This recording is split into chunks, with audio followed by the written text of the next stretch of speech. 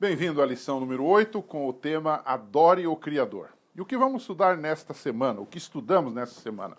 Estudamos exatamente a mensagem angélica contida em Apocalipse 14, 6 a 9, conhecida na Bíblia como a primeira mensagem angélica. O Apocalipse 14 fala da missão do povo de Deus no tempo do fim, e diz que este povo seria representado pelas mensagens de 3 anjos voando pelo meio do céu, dando a ideia da amplitude, da universalidade desta pregação, desta mensagem. Essa profecia se cumpre pelo povo de Deus pregando este evangelho. Então, nós como que dividimos esta lição em alguns tópicos baseados no próprio texto bíblico, não é? A Bíblia diz em Apocalipse 14, de 6 em diante, que João viu voando pelo meio do céu um anjo que tinha o Evangelho eterno. Aliás, é a única vez que aparece a palavra eterno ligando com o Evangelho, com a graça divina, dando-lhe um adjetivo, uma qualidade. Evangelho eterno. Por que será? Porque só há um evangelho para a salvação dos seres humanos. Alguns querem dizer que no Velho Testamento havia um tipo de salvação, que era pelas obras, pela lei, e no Novo Testamento a salvação agora é pela graça, e agora nós temos as boas novas. Isso não é verdade.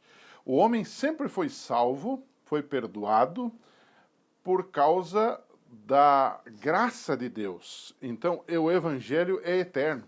E o evangelho precede ao próprio pecado, porque as boas novas de Deus para o homem, elas se concretizaram no pecado, elas se ampliaram com o pecado. Todavia, Deus sempre foi amor. Deus é amor. A Bíblia diz que Deus é amor. Antes de existir o pecado, Deus é amor. Depois do pecado, quando o pecado terminar nesse universo, Deus continuará sendo amor. Então, esse evangelho tem o adjetivo de eterno, né?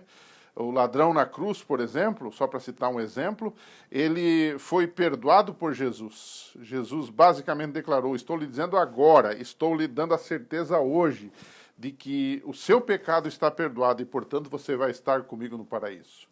Aqui está a essência do evangelho. Deus sempre quis salvar o homem. Deus sempre amou o ser humano. Deus sempre procurou. Deus sempre buscou o ser humano.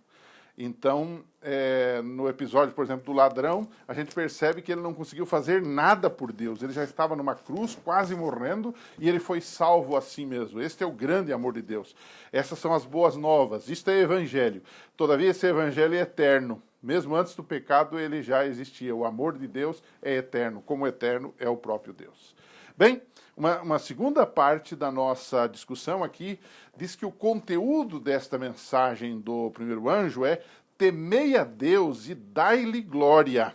Ou seja, o que é temer a Deus e dar-lhe glória? São conceitos que, na verdade, estão relacionados, porque quem teme a Deus, quem honra a Deus, quem respeita a Deus, é alguém que também é alguém que dá glórias a Deus através da sua vida, através das suas palavras, através do seu ser. Temer a Deus não quer dizer, naturalmente, ter medo de Deus, mas é reconhecer Deus como Senhor, como Criador, como dono da nossa vida e como supremo legislador da nossa vida. Tudo que fazemos está amparado num padrão, e esse padrão não é ninguém menos do que o próprio Deus. Um padrão de santidade, de moralidade, um padrão de vida para nós todos, não é? Então, e essa ideia de temer a Deus também está ligado quem teme a Deus, quem honra a Deus, quem dá glórias a Deus, é alguém que lhe obedece. A gente não pode conseguir conceber que alguém diz que honra a Deus, que teme a Deus, mas não lhe obedece, não é? Jesus disse: se me amais, guardareis os meus mandamentos. Nesse contexto de Apocalipse 14, 6, ele poderia dizer assim: se me honrais, se me glorificais, guardareis os meus mandamentos, não é? Fazemos o que é certo e ao fazermos isso, nós o glorificamos. E o terceiro e último ponto da mensagem central do adoremos ao Senhor na primeira mensagem angélica, é justamente a expressão é chegada a hora do seu juízo. Temei a Deus e dai-lhe glória, porque é chegada a hora do seu juízo.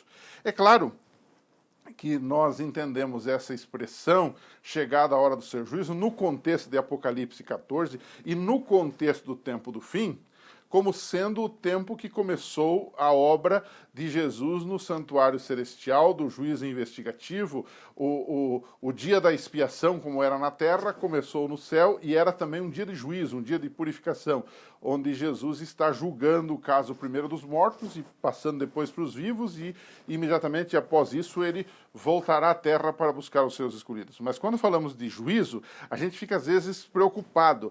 O que tem a ver juízo com o evangelho? Lá em cima ele diz que o anjo tinha um evangelho eterno para proclamar. E aqui ele diz que dentro desse evangelho está o conceito de juízo, e alguns se enrolam com isto. Mas não deveremos nos enrolar. Não podemos esquecer que na Bíblia toda, o conceito bíblico de juízo envolve dois aspectos. Envolve absolvição e condenação. Aliás, na Bíblia, Jesus é ao mesmo tempo nosso advogado e nosso juiz. Do ponto de vista humano, isso seria uma incoerência até. Mas do ponto de vista divino, no julgamento divino, Jesus é advogado e juiz. Ele é meu advogado quando eu o aceito. Então, o meu assunto diante do tribunal do céu está resolvido. Então, não há nenhuma discrepância, nenhuma incoerência, nenhum paradoxo entre juízo e evangelho, entre boas novas de salvação e evangelho nesse caso. Absolutamente nenhuma. Por quê? Porque na Bíblia o juízo de Deus se revela em duas faces. Ao mesmo tempo que ele absolve, ele também pode condenar. Mas se eu aceito a Cristo, eu estou salvo. Então, a ideia de vir um juízo, para mim, não é ruim, é boa. Porque a ideia de que vem um juízo de Deus, que significa a eliminação do mal e, ao mesmo tempo, a salvação dos bons. E se eu estou entre os bons, se eu estou com Cristo, eu estou entre os salvos. Então, o juízo não é uma coisa ruim, mas é uma coisa boa. Muita gente acha que juízo são más novas, são más notícias. Do ponto de vista da Bíblia, especialmente no caso aqui Apocalipse, o juízo de Deus são boas novas. Juízo, neste caso, combina com evangelho, né? E ele então termina na quarta e última parte e diz, e adorai aquele que fez, não é? Adorai aquele que fez o céu, a terra, o mar e as fontes das águas. O Apocalipse trabalha muito com o conceito de adoração, e no fim, o que realmente vai pegar é essa questão da adoração. A quem adoramos? Quando adoramos? Como adoramos? De que forma adoramos? Isso tudo está ligado ao conceito da mensagem do primeiro anjo que precisamos proclamar ao mundo. E um dos pontos dessa mensagem, talvez o principal, aquele que dá o formato a essa mensagem, é a questão do dia de guarda.